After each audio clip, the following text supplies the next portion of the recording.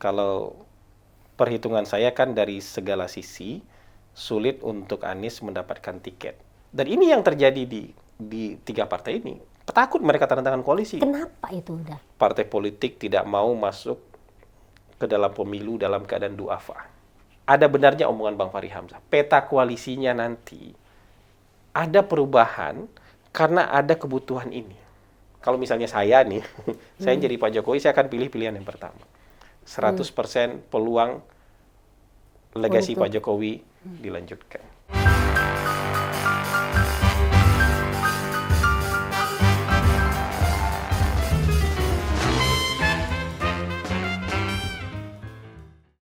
Halo pemirsa Cokro TV, jumpa lagi dalam acara Seruput Kopi. Bersama saya Nong Darul Mahmada dan tamu saya sekarang adalah Uda Hasan Nasbi, founder atau pendiri dari Cyrus Network ya.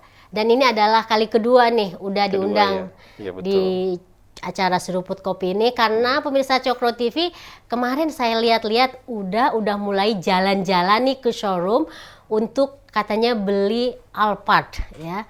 Jadi mungkin pemirsa Cokro TV tahu nih kalau udah beberapa waktu lalu kan kita wawancara juga di sini sempat bilang bahwa berani nih istilahnya bukan taruhan ya udah apa? Saling kasih hadiah. Saling kasih hadiah dengan mobil Alphard dengan temannya yang ring 1 tim sesnya Anies Baswedan. Dan udah yakin dengan analisa politik dan hitung-hitungan politiknya bahwa Anies itu tidak akan mendapatkan tiket untuk menjadi capres atau calon presiden di Pilpres 2024 nanti tahun depan ya. Nah justru udah ketika udah nih datang ke showroom itu saya agak deg-degan nih udah. Karena waduh ini kayaknya jadi nih Anies dapat tiket nih. Gimana udah beneran nggak? Enggak lah. Jadi, asik nih. Kalau keyakinan saya nggak berubah.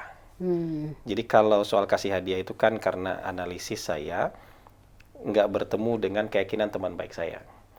Kalau perhitungan saya kan dari segala sisi sulit untuk Anies mendapatkan tiket menjadi calon presiden. Sementara teman saya yang ring 1 ini kan tentu dia harus yakin betul dong. Kalau nggak ngapain dia jadi ring 1. Jadi karena tidak ketemu ini, maka kemudian kita uji lah masing-masing keyakinan kita ini dengan saling beri hadiah, kan gitu. Itu menguji keyakinan lah. Karena di level diskusi sudah nggak ketemu, maka kita uji keyakinan kita masing-masing dengan saling kasih hadiah. Nah, ya itu aja sebenarnya bukan soal yang besar. Dan sebenarnya nggak perlu dibesar-besar, ini gara-gara total politik jadi besar jadi. Karena mereka juga tahu ada challenge semacam itu mereka tahu. Nah, tapi bukan hanya di channel itu, tapi juga kan udah waktu itu sampaikan juga di tweet-tweet udah kan yang soal bukan di tweet tapi di YouTube saya, kemudian saya sampaikan kenapa saya punya alasan seperti itu. Ya nggak apa-apa orang percaya mau nggak itu terserah orang, tapi kan ini perhitungan yang harus disampaikan kepada publik. Dan ini bukan gagah-gagahan, bukan kemudian siapa yang punya the bigger balls, bukan begitu. Jadi ini bertemannya kayak gini gitu loh. Karena tahun 2016 kita hadiahnya si Arfi gitu loh. Dan si Arfinya yang sebenarnya bukan kali pertama ya udah ya. Bukan, jadi biasa aja yang kayak gini. Tapi kalau main ke showroom Alphard itu saya nggak mau aja ketika misalnya perhitungan politik, analisis politik kemudian dikait-kaitkan dengan ini orang kan ngomong aja. Nggak sanggup beli Alphard kok. Pasang hadiah Alphard dengan temannya misalnya kayak gitu. Iya, buat saya teman-teman yang dari komunitas muhibinnya Anies ini ya kalau cuma ngeledek tuh biarin aja lah. Mampir di Twitter saya itu nggak apa-apa lah. Tapi ketika mampir di Instagram pribadi yang nggak ada postingan politik, di foto-foto anak-anak saya ngomongin nggak sopan, ini paling gembel nih apa segala macam, dari tampang aja kelihatan gembel nih gitu. Paling mobilnya ini gitu, mobil aja nggak punya ini segala macam. Sekalian aja lah dibeli Alphardnya gitu. Oh jadi itu juga karena ada faktor serangan Anies lover ini yang istilahnya itu underestimate lah sama Ah, sama istilahnya apa ini bagi-bagi apa tukar hadiah tukar dengan hadiah. teman itu ya. Dan saya sudah kontak teman yang di sana juga bilang, nggak apa-apa, saya dulu yang bayarin DP-nya. Nanti siapa yang menang itu kalau misalnya saya yang menang dia tinggal ganti DP sama dia yang lunasi. Tapi kalau misalnya dia yang menang, saya tinggal lunasi mobilnya itu. Bukan urusan yang besar. Dia juga udah oke. Jadi kenapa kita salaman? Karena dia percaya saya akan tepati janji. Saya juga mau salaman sama dia karena saya juga yakin dia akan tepati janji. Karena selama ini kita berdua itu teruji saling menepati janji. Tapi kalau orang yang nyinyir-nyinyir di luar itu kan kayak yang iya aja kemarin gitu, salaman nggak berani gitu kan. Yang sampai apa kan di wawancara lalu kan sempat dibahas juga ada juga yang Anies lover yang juga istilahnya menjawab dianggapnya tantangan Uda ini dengan misalnya mobil yang lebih Ya Range Rover. Enggak, kalau mobil kayak gitu saya pasti beli. Maksud saya itu gini. Kalau saya itu kan memang nggak beli MPV karena saya sukanya SUV. Jadi semua mobil yang saya beli itu SUV. Tapi kalau yang kayak Alphard gitu nggak pernah kepikiran buat beli. Jadi kalau misalnya ada kesempatan saling bertukar hadiah kayak gini kan dicoba aja nggak apa-apa gitu. Nah, kita tinggalkan dulu nih yang soal Alphard. Justru yang menarik ini adalah keyakinan Uda masih yakin gitu ya bahwa Anies itu nggak bakalan dapat tiket. Padahal kalau kita ngelihat dari perkembangan politik move sekarang ini kan kita terbaru misalnya PKS sudah mendukung, Demokrat juga sudah mendukung. Bahkan terakhir misalnya ada kunjungan Pak Surya Paloh yang biasanya nggak pernah keluar dari gedungnya nih gitu, itu berkunjung ke Golkar ketemu dengan Pak Erlangga yang beberapa pihak tuh ngelihat jangan-jangan nih Golkar juga ngasih tiket nih buat capres yang didukung oleh Surya Paloh. Gimana nih? Udah. Enggak, kenapa keyakinan saya nggak bergeser? Karena kalau yang terjadi kemarin itu kan kita sudah tahu tahun yang lalu. Misalnya gini, kalau Nasdem dukung Anies, kita sudah tahu dari tahun yang lalu kan. Kemudian mekanisme organisasinya sudah dijalankan, kemudian keluarlah nama Anies. Bahwa Demokrat mau mendukung Anies tahun lalu kita juga udah tahu. Hari dia omongin kan juga hal yang sama. PKS dukung Anies juga tahun lalu kita sudah tahu. Maksudnya ketika kita duduk di sini itu kita udah tahu bertiga bahwa partai ini tiga-tiganya dukung Anies gitu. Jadi kalau tanya capres Anda siapa, mereka kan jawab Anies. Kenapa? Pengurusnya mau dukung Anies, masanya konstituennya juga mau dukung Anies. Jadi yang mereka nyatakan hari ini kan bukan perkembangan yang baru. Jadi sebenarnya kalau dari kita kan sudah tahu itu tahun yang lalu. Teman, tiket itu kan nggak bisa pakai air ludah, gitu. Nggak bisa kemudian kita dukung Anies terus tiba-tiba jadi capres dia. Nggak begitu kan? Tiket itu tertulis. Tertulis itu bukan dengan press release, bukan dengan kompresi pers, tapi keputusan partai. Kita sudah lihat belum surat keputusan partainya? Anies sudah pegang belum surat keputusan partai sehingga dengan itu dia bilang ini tiket saya nih. Mas Anies sudah bisa kasih lihat nggak tiketnya yang mana? Kan nggak ada. Karena kalau pernyataan mendukung Anies kan tahun lalu kita sudah tahu itu juga. Hari ini kan belum nambah berarti kan gitu. Masih di diskusi yang sama ini. Diskusinya mereka harusnya 6 bulan terakhir tuh diskusi mereka misalnya cawapres kita siapa nih? Kita sepakat mendukung Mas Anies dengan wakil ini, keluar tuh jadi tiket. Jadi surat. Ada bisa tulis surat tuh partai. Atau misalnya mereka harus menyelesaikan juga political finansialnya siapa yang tanggung. Atau bagaimana pembagiannya. Kalau itu sudah selesai, keluar itu tiket.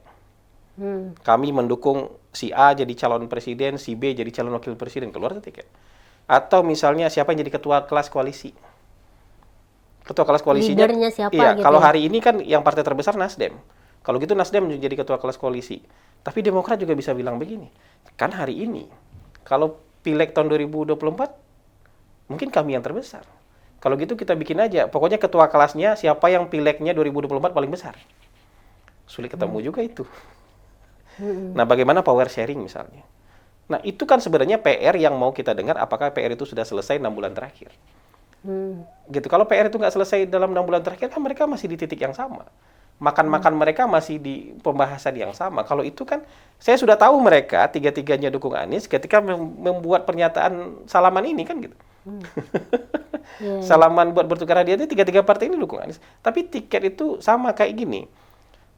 Jadi harus ada suratnya, surat keputusan organisasi. Jadi sama kayak nikah siri itu produk nikahnya nggak diakui negara. Sama juga kayak pernyataan-pernyataan ini, pernyataannya, produknya nggak diakui negara. Tapi kalau produknya berupa surat, ada suratnya, nah produknya itu diakui negara gitu loh. Jadi kita ketika daftar di KPU nih, saya pegang tiket nih. Tiket 28% itu ada di tangan. Bukan pernyataan bahwa dia punya 28%. Jadi menurut saya sampai sekarang itu mereka masih berkutat 6 bulan loh. 6 bulan berkutat Belum selesai ya. di persoalan yang sama. Ini aja sebenarnya sudah menunjukkan bahwa sebenarnya apa yang saya sampaikan tuh nggak salah. Memang berat diskusinya gitu.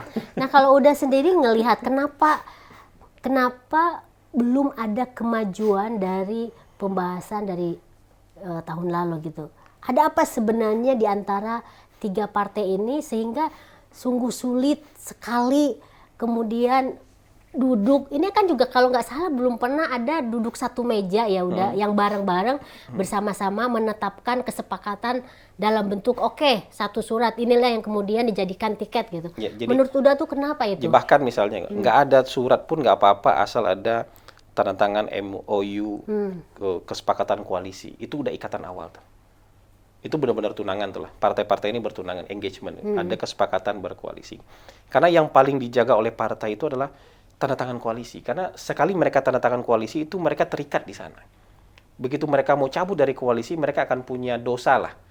Kan direkam orang, kamu pernyataannya koalisi sama ini tapi tiba-tiba kamu kabur, kamu jadi kayak pengkhianat lah. Iya, sanksi, gitu. ada punishment-nya ada punishment gitu ya. secara sulit. Jadi partai itu paling takut tanda tangan koalisi.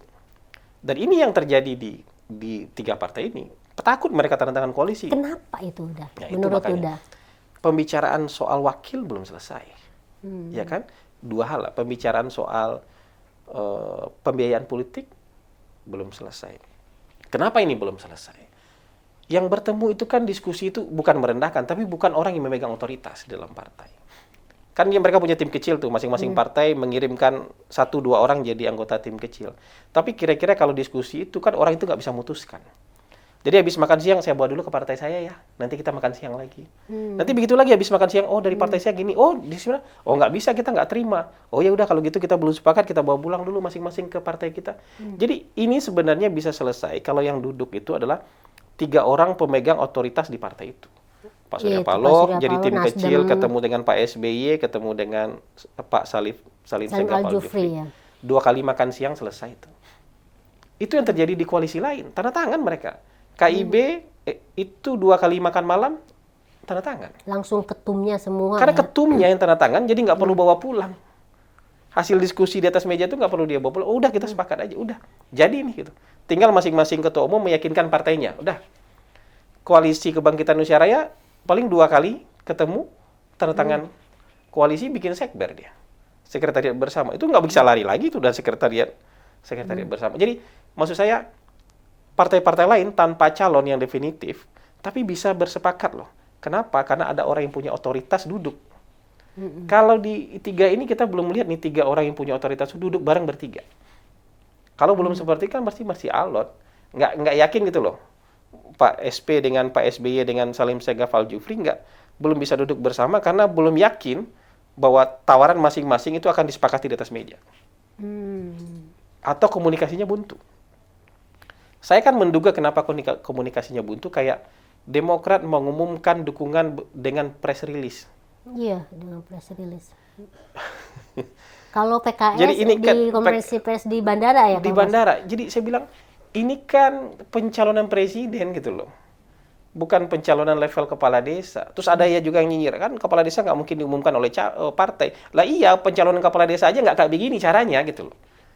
Kan pencalonan kepala negara ini, kepala pemerintah ini, biasanya nunggu waktu yang pas, di tempat yang baik, yang pantas. Karena ini pengumumannya harus benar-benar presidensial juga.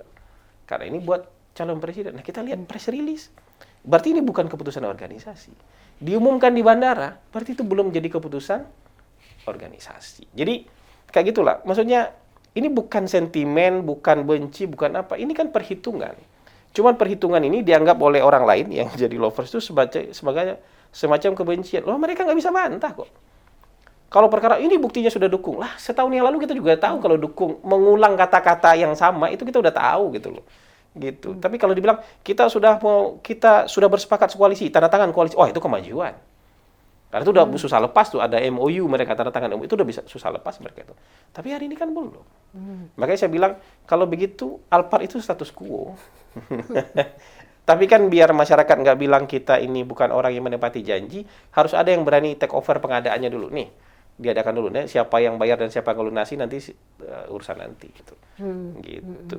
Nah, yang menarik lagi nih udah terlepas dari 3 partai tadi, maksudnya 2 partai ya, Nasdem Demokrat dengan PKS, tapi pada saat bersamaan kemudian Pak Surya Paloh justru ketemunya dengan ketum Golkar. Makanya kan udah di video channel YouTube-nya Hasan Nasbi itu bilang CLBK, cinta lama bersemi kembali gitu kan, menanggapi pertemuan antara Pak Surya Paloh dengan Coba kita Erlangga bayangkan, ini. emangnya politik harus serumit dan semisterius itu kan enggak? Jadi kan politik tuh nggak semisterius itu. Jadi misalnya gini, kita ini manusia normal aja lah. Kalau saya punya capres, Nasdem punya capres, kemudian tiba-tiba ada Partai Demokrat, kami menyatakan secara terbuka mendukung Anies Baswedan. Ya walaupun kita juga udah tahu, tapi pernyataan publik itu buat kita, oke nih gitu, berani menyatakan secara publik nih, datang ke sana dong peluk-pelukan, makan bareng lagi, peluk-pelukan, merayakan kebersamaan. Terus Nasdem misalnya, kalau ke bandara susah lah ya, tapi Nasdem besoknya mengumumkan di partainya dia, kita resmi mengumumkan mencalonkan Anies Baswedan, datang sana juga dong peluk-pelukan. Nah, ini yang menurut kita ada masalah dalam komunikasi. Karena menurut saya politik nggak semisterius itu. Wah kan politik itu seni. Yang dibilang seni itu apa sih? Jadi seolah-olah kita mau berpegang bahwa kalau ada kata-kata politik itu seni untuk memanfaatkan kemungkinan, berbagai kemungkinan. Politik itu adalah dinamis, apa saja bisa berubah. Seolah-olah menjadi pembenar, justifikasi bahwa omongan politikus nggak bisa dipegang. Jadi menurut saya normalnya ini kan nggak semisterius itu, normalnya Nasdem datang peluk-pelukan di kantor Demokrat. Atau di tengah deh, di mana kayak normalnya Nasdem, Demokrat, PKS peluk-pelukan sama-sama merayakan kebersamaan mereka. Sama-sama mendukung orang yang sama. Iya, Jadi calon ini malah presiden. pergi ke tempat lain. Di hari yang sama pengumuman Demokrat secara press release, Wakil Ketua Umum Nasdem ke Gerindra. Walaupun bahasa, ya kan kita memanfaatkan silaturahmi, tapi politik nggak semisterius itu gitu. Pasti ada masalah gitu. Politik nggak setriki itu juga gitu. Pasti ada sesuatu yang belum ketemu. Atau ada masalah di salah satu atau salah 2 partai itu. Sehingga dia harus joget-joget kayak gitu.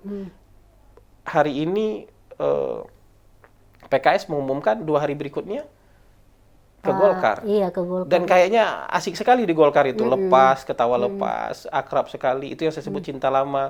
Karena Bersemi memang kembali. dari sisi pemikiran, Nasdem itu pasti partai establishment. Partai yang mendukung keberlanjutan. Karena karakter dia karakter partai pemerintah. Kan alumni Golkar. Nah, Golkar juga dari sononya partai establishment, bukan partai oposisi. Nah, coba bayangkan, Partai Nasdem mengusung ide perubahan, yang itu sebenarnya jargonnya oposisi. Kan nggak kebayang. Apalagi mereka betul-betul sekarang masih ada di dalam pemerintah. Tentu mereka lebih nyaman bicara dengan Golkar. Kita sama-sama partai establishment. Kalau ini, kata Pak Surya Paloh, ini romantisme dan ini jadi prioritas. Kenapa? Ya saya mengerti Golkar. Pak Surya Paloh tuh di Golkar lebih lama daripada semua pengurus Golkar yang ada sekarang ini. Nah, kalau sama partai lain tuh baru coba-coba katanya. Tapi menurut saya itu jujur. Kenapa? Pak Surya Paloh kaget dengar pertanyaan itu. Makanya saya agak keringetan jawab pertanyaan ini. Jadi memang faktanya begitu. Menurut saya ada komunikasi yang Artinya yang dari penjelasan tidak nyambung. Iya, kalau Coba bayangin Mbak Nong. Minimal nih sopan santunnya. Begitu Demokrat mengumumkan itu, ada statement terima kasih dong dari Nasdem. Terima kasih Partai Demokrat, kita akhirnya bersama-sama, diglorifikasi. Begitu PKS ngomong kayak gitu, terima kasih PKS, akhirnya kita sama-sama, ayo kita makan malam bareng-bareng. ini enggak ada ya. Bersulang air zam-zam gitu. Misalnya gitu. Bersulang jus kurma gitu. Bisa begitu, tapi memang politik semisterius ini kan buat saya politik itu nggak semisterius itu. Jadi nggak semuanya harus sandiwara gitu loh. Jadi yang hal-hal yang tulus, ikhlas, sincere itu bisa terjadi dalam politik kok. Tapi kita nggak melihat itu ada. Seolah-olah ada tunggu timing, ada yang kita strategi kita, ini strategi dari kita. Secanggih apa sih strategi politik? Saya nggak ngerasa politik harus secanggih itu strateginya. Ini kita berurusan dengan manusia kok yang juga tahu politik gitu. Bukan cuma Anda yang ngerti politik, publik ini juga ngerti politik. Jadi kalau dari penjelasan Uda ini saya menangkap justru Surya Paloh atau Nasdem ini kan yang sudah resmi mendeklarasikan Anies sebagai capres itu lebih merasa cocok ketika datang ke Golkar, ya kan langsung petinggi-petingginya, orang-orang kuncinya ini loh yang ketemu gitu kan, dibandingkan padahal kan Golkar belum menyatakan dukungan kepada siapa-siapa kan. Enggak kan, mereka punya koalisi sendiri. Maksudnya dia Airlangga sebagai capres, tapi kan secara tapi yang publik tahu justru kan dua partai ini PKS dan Demokrat yang sudah bilang meskipun nggak secara resmi gitu. Yang herannya bukan kedua partai ini gitu loh. Nah, saya ngelihat apakah memang Surya Paloh merasa lebih cocok ke sini, ke Golkar daripada kedua Menurut saya, kalau dari sisi kesamaan pikiran, agenda politik, bagaimana cara melihat negara, bagaimana cara mengelola negara, saya yakin Nasdem sama Golkar tuh di atas 99% cocoknya. Mereka dari padepokan yang sama, dari sekolah politik yang sama, dari cara berpikirnya mirip. Kalaupun ada berantem-berantem dulu, mereka kan berantem memperebutkan kekuasaan di dalam Golkar. Bukan cara melihat negara. Visinya, ya. Bukan cara berpartisipasi dalam pemerintah dan pembangunan, bukan itu. Tapi kalau dengan dua yang lain itu, belum pernah kerjasama memang. Jadi, ngelihatnya belum sama cara pikirnya. Cara ngelihat negaranya, cara ngelihat pemerintahnya, cara berbagi kekuasaannya, cara mengelola kekuasaan belum klop itu. Pasti nyamannya dengan ini. Cuma menurut saya dulu itu, ya tapi ini kan keputusan masing-masing. Menurut saya itu ada unsur kecewa juga karena ngelihat tiba-tiba Golkar sudah punya KIB. Padahal Nasdem bersama Golkar itu bersaudara. Gitu, bersaudara betulan gitu. Tapi hari ini mungkin dengan konstelasi yang berkembang, kagetnya itu, mungkin rasa nggak senangnya itu bisa dihilangkan, dikesampingkan, kemudian mereka bisa bertemu. Nah, apakah ada pembicaraan pilpres di sana? Saya nggak yakin ada pembicaraan yang terlalu detail di sana. Kenapa? Karena itu semua forum besar. Jadi nggak ada forum setengah kamar gitu berdua, Pak Surya Paloh menghilang sebentar bersama Pak Airlangga, kan nggak ada. Dari ceritanya kan yang kayak gitu semua ada di dalam forum, ada di meja makan, ada di ruang tamu. Jadi menurut saya pembicaraan politik tentu ada. Nggak mungkin nggak bicara politik. Bahkan sepanjang pembicaraan pasti bicara politik. Tapi yang betul-betul detail, mengarah kepada kesepakatan yang teknis, menurut saya belum. Tapi kesepakatan prinsip, saya yakin ada. Kalau ngelihat dari misalnya kira-kira dampak dari pertemuan antara Surya Paloh dengan Pak Airlangga Golkar ini, kira-kira nanti akan berdampak ke perubahan dukungan Pak Surya Paloh ke Anies nggak? Udah. Karena kan KIB kan punya calon sendiri dan mereka tiketnya itu udah jelas gitu kan. Menurut saya gini, kenapa Partai Demokrat dan PKS itu kemudian tergesa-gesa mengumumkan mendukung Anies, walaupun semua orang sudah tahu bahwa mereka mendukung Anies, tapi ada terlihat ketergesa-gesaan lagi gitu ya. Penegasan yang tergesa-gesa, tapi nggak nambah apa-apa. Kan kalau ditegaskan dengan surat partai itu beda cerita. Tapi penegasannya penegasan pakai air ludah aja ini. Gitu. Jadi ini istilahnya cocok doang. Nggak mengubah apa-apa kan. Tapi kita melihat tergesa-gesa ini menduga karena Pak Surya Paloh bertemu dengan Pak Jokowi, maka akan ada perubahan angin di Nasdem. Jadi kalau misalnya begini, kita nggak mau disalahkan oleh konstituen. Kalau misalnya nanti Nasdem bilang, wah kita gagal loh bangun koalisi. Kemudian gara-gara Demokrat sama PKS nggak kunjung-kunjung datang berkoalisi, misalnya kayak gitu. Mereka bungkus juga, oh kita juga udah dukung Anies. Kasih tahu ke publik aja ini. PKS juga kita udah dukung Anies. Jadi nggak ada alasan buat Nasdem untuk balik badan. Nggak ada alasan buat Nasdem untuk joget-joget yang lain. Kita udah saling mengunci bersama. Tapi mungkin itu juga pikiran-pikiran yang terlalu paranoid. Karena Nasdem mengumumkan Anies, jadi calon presiden juga nggak mungkin ninggalin Anies karena Anies aset bagi Nasdem. Tapi yang ini juga ngerasa nanti kalau Anies ditinggalin Nasdem, kita mau ngambil Anies sebagai aset. Kan harus fair. Anies tuh vote getter sekarang. Maksudnya dia punya elektabilitas yang bagus. Jadi partai tentu berharap kalau kita yang punya Anies, kita akan dapat berkahnya nih gitu. Jadi Demokrat berharap begitu, PKS juga berharap begitu. Atau minimal kita nggak ditinggalin oleh konstituen gara-gara dianggap nggak loyal dan nggak jujur dalam mendukung Anies. Jadi menurut saya kompleksitasnya kayak gitu. Tapi hari ini mungkin juga Nasdem kalau punya plan B, dia lihat, ya udah dukung kan, udah menyatakan dukungan nggak, jadi nggak usah ngomong pembiayaan politik lagi. Ada atau enggak pembiayaan politik, kalian kan sudah harus dukung Anies gitu. Jadi dipaksa gitu ya? Iya, bisa gitu. gitu. Jadi nggak usah nego-nego harga terlalu mahal, bisa begitu. Tapi menurut saya, dari kesemua ini pada ujung-ujungnya, ada satu hal yang saya pahami, partai politik tidak mau masuk ke dalam pemilu dalam keadaan duafa. Maksudnya gimana itu, Dak? Dalam keadaan duafa, dalam keadaan nggak punya biaya politik, nggak mungkin. Mereka pasti ingin masuk berkompetisi, kan nggak soal pilpres doang, dia punya pileg juga. Supaya punya cukup kemampuan finansial untuk menghadapi pileg. Kan saya sudah pernah bilang, kalau berdasarkan tahun 2019 saja 810.000 TPS. Ya kan? Satu TPS 1 juta saja, berarti minimal ini. Ini minimal butuh 810 miliar. Ya. Kalau 2 juta 1,6 triliun gitu. Nah kan itu harus mereka pikirkan. Nah kayak gitu kita harus makin. Jadi menurut saya nanti peta koalisinya, ada benarnya omongan Bang Fahri Hamzah. Peta koalisinya nanti ada perubahan karena ada kebutuhan ini. Soal capres cawapres oke. Tapi di ujung juga bisa berubah karena ada kebutuhan ini.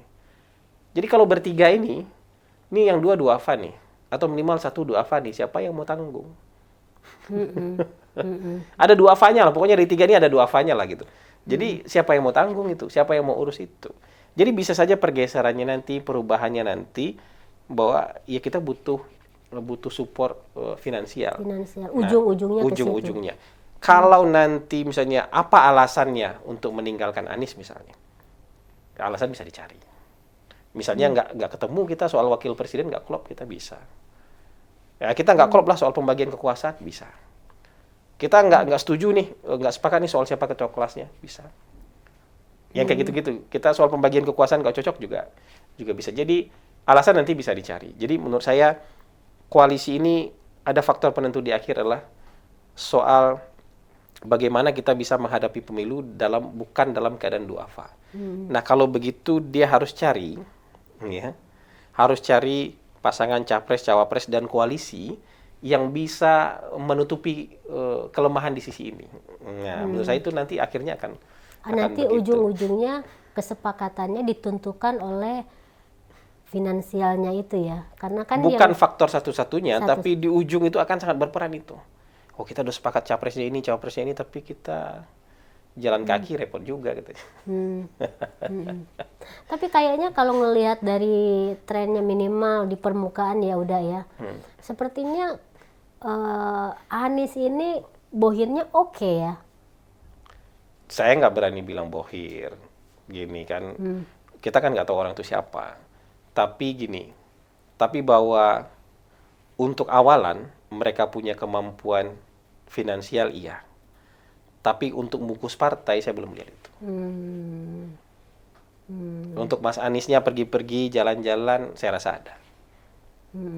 Mampulah. Tapi kalau untuk memfasilitasi partai ini supaya nggak jadi duafa, saya rasa masih supaya berat. bergerak gitu, Saya rasa bergerak masih gitu ya. Saya rasa masih berat. Gitu. Sekarang partai yang lumayan liquid dan bisa memfasilitasi Anies, menurut saya Nasdem. Yang lainnya kita nggak tahu lah. Gitu. Jadi kemampuan itu juga penting. Jadi Mas Anies memang posisinya capres nih. Tapi kalau Mas Anies yang langsung membungkus tiga-tiganya ini, itu masih berat lah. Jadi harus ada peran orang ketiga, orang keempat di belakangnya Mas Anies yang bisa memfasilitasi supaya partai ini bisa dibungkus. Gitu. Kalau dulu mungkin di era Jokowi yang pertama kayak faktor JK-nya gitu ya. Kira-kira ya macam-macam lah. Faktor gini kan, ketika orang memutuskan koalisi dia membayangkan sistem supportnya di belakang.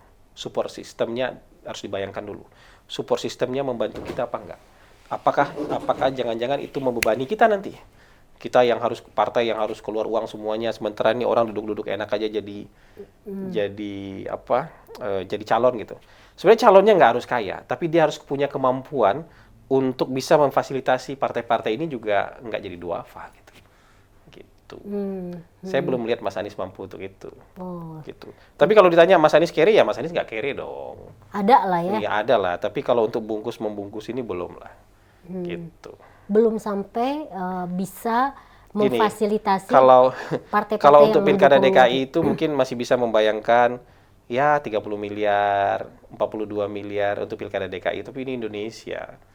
Bayangannya mungkin bisa 20 kali lipat, 30 kali lipat yang dibayangkan di DKI kan kayak gitu. Jadi membayangkan itu nggak gampang. Iya, Jadi hanya figur-figur tertentu menurut saya yang bisa menjahit itu untuk jadi kenyataan. Gitu. Nah, jadi ini obrolan ini kan menjelaskan bahwa Uda Hasan masih optimis Anies akan masih sulit untuk mendapatkan tiket ya, karena dan ini nggak ada urusannya kompleksitas nggak ada urusannya dengan kebencian terhadap Anies, nggak ada urusannya dengan takut kehilangan Alphard. Iya, ini kan soal yang tadi dibilang Ini oleh hitungan politik kan, iya, yang mungkin saja hitungan politik ini kan sangat dinamis ya udah ya. Setiap saat kalau misalnya kita tapi yang menonton, 4 tadi yang saya sebutkan itu akan terjadi di koalisi manapun. Dan koalisi lain itu menurut saya bisa bereskan itu dengan mudah. KIB, orang bilang kan KIB nggak punya capres. Saya bilang sama orang-orang itu, capresnya belum diumumkan aja. Nggak mungkin partai PAN tanda tangan koalisi tanpa tahu keputusan Munas Golkar. betul. Nggak mungkin P3 mau tanda tangan tanpa itu sudah, saya tanda tangan nggak tahu kok hasil putusan Munas Golkar, nggak mungkin. Cuman mereka bersepakat tidak mengumumkan siapa capresnya. Karena kalau orang sudah tanda tangan koalisi itu pasti udah punya capresnya. Iya, cuma belum diumumkan aja. Belum diumumkan jadi. Kan nggak mungkin PAN tanda tangan terus kemudian saya nggak tahu capresnya siapa. Tapi saya minta tanda tangan aja kan nggak mungkin gitu. Ini orang yang sudah tahu capresnya aja ada nih, sudah tiga-tiga, itu nggak bisa tanda tangan. Coba bayangin orang yang sudah tanda tangan tuh wajar nggak, logis nggak? Orang yang sudah tanda tangan koalisi terus bilang kita belum tahu capresnya siapa. Nggak mungkin, mereka cuma belum umumkan aja. Kalau itu timing oke. Tapi soal capres menurut saya mereka nggak akan berdebat bertiga. Udah tanda tangan kok gitu. Masa iya udah tanda tangan baru ngomongin capresnya, nggak mungkin. Jadi nunggu timing kalau Nunggu yang timing. kayak Kalau gini. ini kan memang belum tanda tangan, makanya perdebatan mereka masih banyak nih. Perdebatan siapa wakil, perdebatan political financial, siapa ketua kelas, pembagian kekuasaan. Jadi kalau tadi kalau dibandingkan dengan KIB kan kesepakatan sudah didapat lah, udah solid lah ya kan. Maka kemudian terbentuklah koalisi Indonesia Bersatu. Cuma kan problemnya adalah nunggu timing. Tunggu timing. Nah, kalau menurut Uda soal timing ini, kenapa kok dari pihak KIB misalnya tidak juga dipublishkan atau saya diumumkan nggak tahu itu? persis masalahnya apa. Saya nggak tahu. Harusnya sih sekarang-sekarang diumumkan aja. Menurut saya sih sekarang-sekarang udah nggak ada masalah menurut saya. Atau mungkin memang merasa masih ada pressure untuk mengumumkan Ganjar. Kalau itu kan bertentangan dengan semangat koalisi mereka. Jadi memang nggak akan diumumkan. Ganjar peluangnya di PDIP. Dia kader PDIP, KTA-nya PDIP, peluangnya ada di PDIP. Jadi harusnya yang mengumumkan Ganjar adalah PDIP gitu. Tapi mungkin harus lepas dari pressure itu dulu. Mungkin merasa harus ada pressure dulu, harus masih nampung Ganjar gitu, nampung Ganjar. Jadi ya ini mungkin ngulur waktu aja, secara politik ngulur waktu. Begitu nanti PDIP udah mengumumkan Ganjar, mereka merdeka, nggak ada paksa lagi buat mengusung Ganjar gitu. Iya. Begitu juga dengan misalnya seperti Gerindra dan Kalau itu udah punya capres mereka. itu udah pasti Prabowo lah Harus ya. Prabowo. Meskipun Karena aneh kalau bukan Prabowo. wapresnya juga belum tentu kan. Meskipun Menurut saya dengan nih, PKB. Menurut saya nih, kalau salaman dua ketua partai kayak gitu, pasti mereka sudah sepakat. Kalau nggak mungkin salaman gitu. Jadi emang yang menarik ini justru partai-partai yang sudah jelas-jelas mengumumkan ke publik mereka udah punya calon tapi nggak jelas justru ya. Belum ada suratnya gitu. Belum ada suratnya. Ngakunya sudah nikah tapi belum ada suratnya gitu. Ya itu jangan-jangan seperti yang tadi dibilang oleh Uda, karena memang ya itu soal Yang 4 tadi itu masih Allah. Yang 4 tadi itu masih Allah. Oke, jadi pemirsa ini menarik ya, memantau atau melihat perkembangan yang sebenarnya tadi dibilang oleh Uda Hasan. Selama berbulan-bulan ini kita udah tahu, tapi sebenarnya nggak ada perkembangan apa-apa karena 4 yang tadi disampaikan oleh Uda Hasan tuh sama sekali belum terpenuhi ya. Kesepakatan yang kemudian tertuang ke dalam kertas yang kemudian itu bisa menjadi tiket seorang Anies Baswedan maju menjadi calon presiden itu belum ada sama sekali ya. Iya, belum ada. Tapi Belum kalau ada sama sekali. roman-romannya adalah hilal-hilalnya ada, itu kita harus akui. Iya. Maksudnya pernyataan Secara ke publik, opini itu dapat lah. Pernyataan ke publik itu kan juga nggak gampang tuh diralat. Tapi yang itunya udah dapat lah, hilalnya udah dapat lah. Tapi misalnya tiba-tiba Mas Anies langsung bikin klaim poster resmi 20%, belum resmi. Tapi kalau bahwa sekarang semua partai sudah sepakat mendukung dia, iya. Ada pernyataan publiknya. Tapi kalau dia bilang resmi, suratnya dia belum pegang. Iya. Gitu. Jadi ini soal ini aja sih menurut saya, sesuatu yang akan berubah di detik-detik terakhir. Detik terakhir itu bukan Oktober, maksudnya di detik-detik terakhir yang untuk waktu yang cukup lah untuk sosialisasi. Cuman memang ini bergantung soal 4 hal tadi. Bisa berubahnya gara-gara, kalau alasan nanti nggak jadi itu bisa dicari-cari lah. Tapi ya ini aja, 4 hal ini menurut saya belum bergerak maju lah. Termasuk soal siapa. Jangan lupa, yang akan mengusulkan calon wakil presiden nanti itu bukan hanya Demokrat sama PKS, tapi Nasdem juga. Kenapa? Karena Nasdem akan bilang Anies bukan kader Nasdem kok. Bukan bagian dari Nasdem, itu bagian dari kita bersama. Jadi Nasdem itu mengorbankan diri, mengusung Anies yang bukan bagian dari Nasdem, bukan bagian dari siapa-siapa ini, supaya kita bersama-sama bisa ikut nih.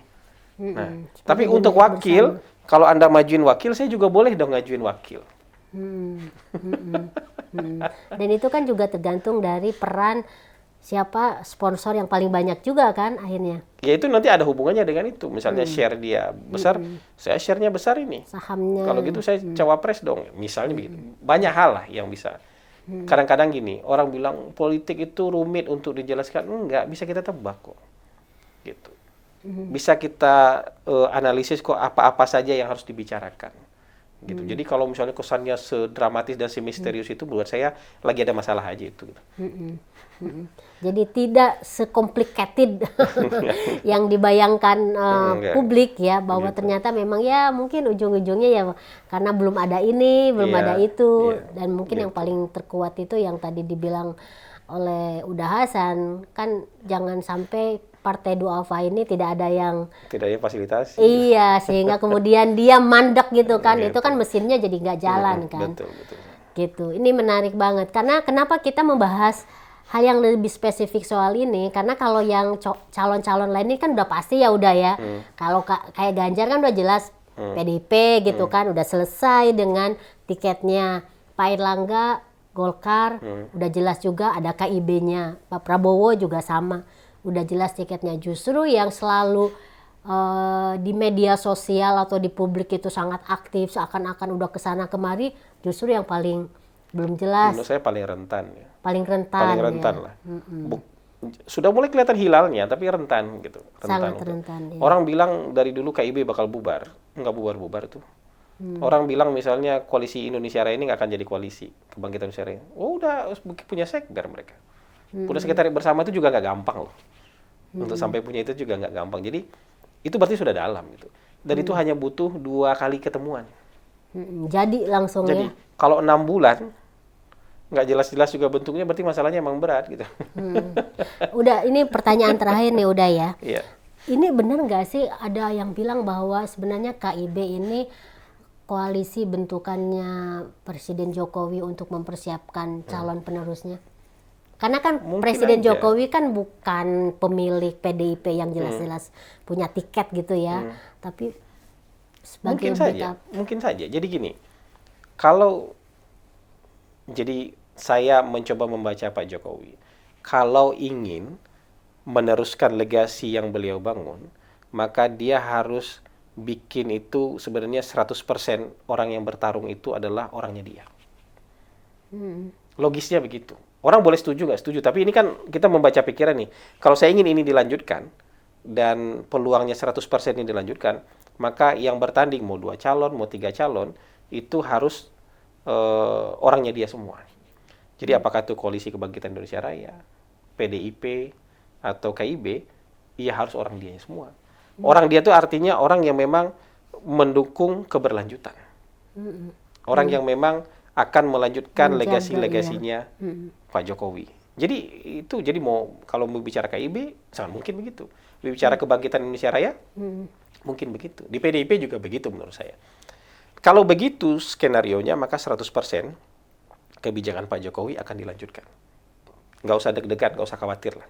Tapi kalau kemudian Pak Jokowi terlalu fokus sama satu orang, misalnya fokus sama Ganjar aja, terus kemudian lupa sama Anies, koalisi perubahan bisa terbentuk misalnya. Koalisi perubahan bisa terbentuk. Bolehlah tadi misalnya kita anggap 4 calon.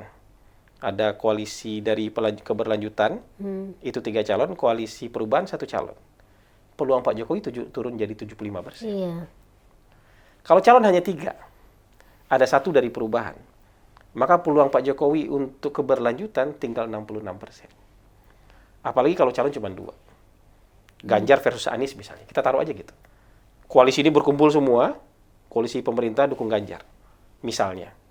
Dengan segala macam cara lah. Ya, koalisi-koalisi nanti diaduk ulang lah. Dengan segala macam cara diaduk ulang jadi mengusung Ganjar aja 1. Koalisi perubahan dukung Anies aja. Anies. Peluang Pak Jokowi untuk dilanjutkan tinggal 50%. Makin turun. Jadi kalau buat saya, kalau misalnya saya nih, saya jadi Pak Jokowi, saya akan pilih pilihan yang pertama. 100% peluang legasi Pak Jokowi dilanjutkan. Iya, semoga aja ini ditonton oleh Pak Jokowi untuk masukan ini hanya bisa terjadi kalau Pak Jokowi adil sama orang-orang yang akan melanjutkan dia. Tapi kalau punya preferensi satu saja, dia akan bikin ketegangan baru dengan PDIP kan. Habis juga energi, ketegangan baru dengan PDIP, habis energi, yang ini lolos.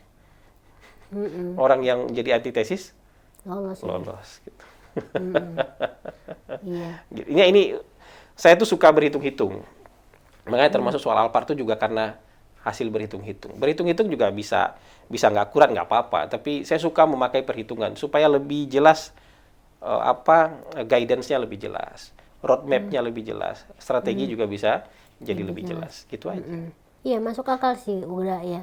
Untuk Presiden Jokowi kalau pertimbangannya adalah meneruskan apa yang selama ini sudah beliau lakukan dan kemudian tidak katakanlah menjadi mangkrak ya udah ya. Kalau kan nanti peluang keberlanjutannya turun terus. Betul.